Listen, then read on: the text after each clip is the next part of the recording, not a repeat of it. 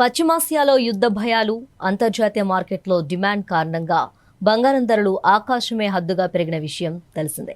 తాజాగా అంతర్జాతీయ మార్కెట్ ప్రభావం తగ్గటంతో దేశీయంగా బంగారం ధరలు క్రమంగా దిగి వస్తున్నాయి.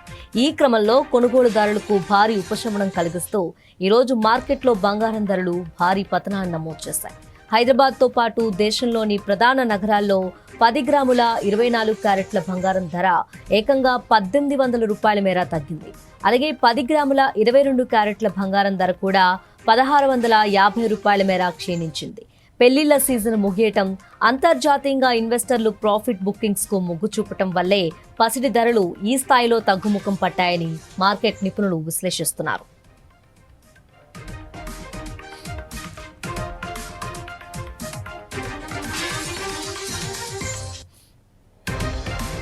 ఇటీవల రోజుల్లో బంగారం, వెండి ధరల్లో హెచ్చుతగ్గులు చూపిస్తున్నాయి. జూన్లో గోల్డ్ ధరలు భారీగానే పడిపోయాయి. ధరలు అంతర్జాతీయ మార్కెట్, రూపాయి విలువ, భౌగోళిక రాజకీయాలు, డిమాండ్ మీద ఆధారపడి మారుతాయి.